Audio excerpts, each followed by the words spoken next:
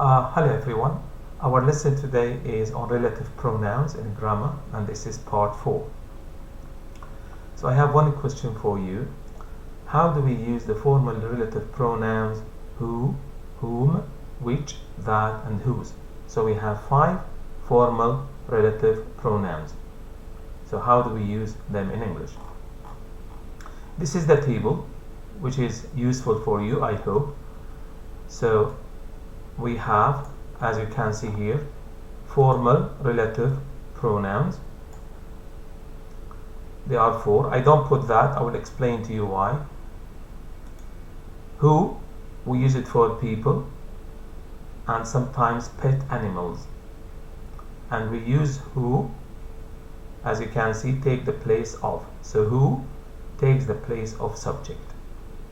Whom, we use it for people, and whom takes the place of object. Of course, we can use whom again for pet animals, no problem.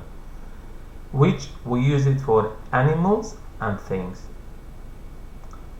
And which takes the place of subject or object. Subject, it's better to put here subject or object. And the next one is whose, as you can see. Whose, we use it for possessive, for people, animals, and things. So we can use whose with all, people, animals, and things. But when we use whose, again, whose takes the place of what? Subject or object. So who takes the place of subject, whom takes the place of object, which takes the place of subject or object, whose takes the place of subject or object.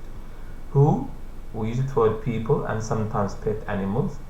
Whom, we use it for people. You can say again if you want here, and pet animals, no problem. Which, we use it for animals and things. Whose, we use it for people, animals, and things when we have possession. You can watch this video again, and you can take a picture of this table or write it down. It's up to you, but you have to understand how we use relative pronouns, and you have to have this in your mind. So if you close your eyes like this, you have to know who is a formal relative pronoun.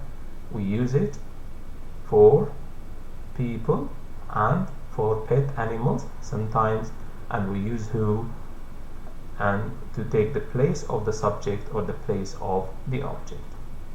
Okay, let's look at examples. I think the examples will help you to understand this.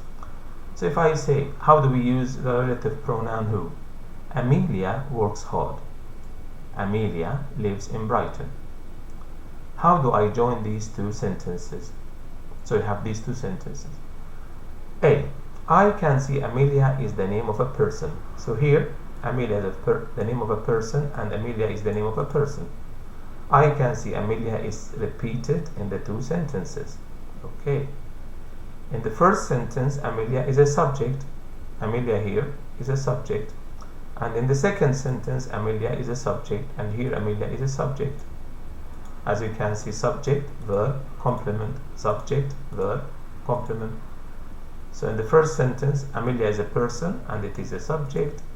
In the second sentence, Amelia is a person, and it is a subject. Okay, so because of A and B, I have to use who, and I explained this before. I said we use who with people, and who takes the place of a subject. But how? This is the grammatical rule for you. If you follow it, you will not make mistakes in using who as a relative pronoun. Amelia works hard. Amelia lives in Brighton. Delete Amelia in the second sentence. So here you have to delete it. If you want, like cross it out, I can show it to you. So if you use here like this one, I can delete Amelia like that if you want, and then I put again here, sorry about that, just I delete Amelia here. Okay, I delete Amelia in the second sentence. Replace Amelia in the second sentence with who. So I put who. I cross out Amelia and I write who. Take the relative clause who lives in Brighton and put this clause after the noun which it defines. So who lives in Brighton, I put it after Amelia. So I can say Amelia, who lives in Brighton, works hard. So follow this grammatical rule and I hope you will never make mistakes. Next one. How do we use the relative pronoun whom? Okay, Amelia works hard. I can see Amelia is the name of a person. Amelia, Amelia. Amelia is repeated in the two sentences. Okay, 2 times I can see Amelia. And Amelia is the name of a person. In the first sentence, Amelia is a subject. As we can see, Amelia is the subject. This is the verb, works, and hard is the complement. So Amelia here is a subject. In the second sentence, Amelia is an object. I is subject, met is verb, Amelia is the object. I repeat, Amelia is repeated in the 2 sentences. Amelia is a person. In the first sentence, Amelia is a subject. In the second sentence, Amelia is an object. Because of A and B, I have to use whom. Whom. But how?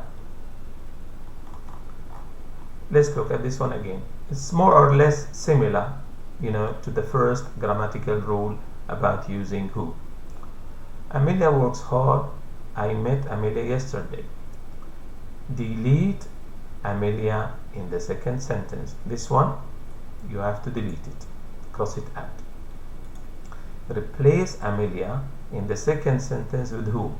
So this Amelia, cross it out, and then you have to write whom.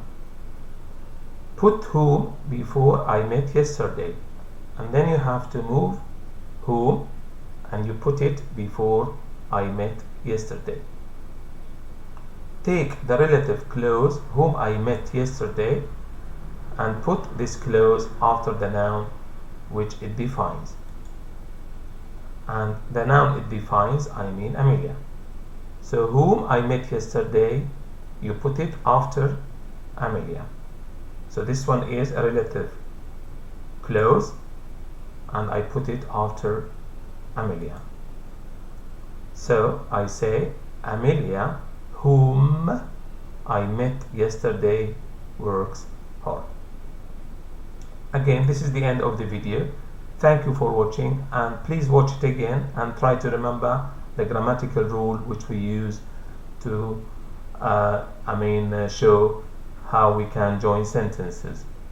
Again, don't forget please to go to google.com and you type this sentence, interactive exercises on relative pronouns. In this way you can improve your English and you know how to use the relative pronouns confidently. So thank you for watching and all the best. Thank you.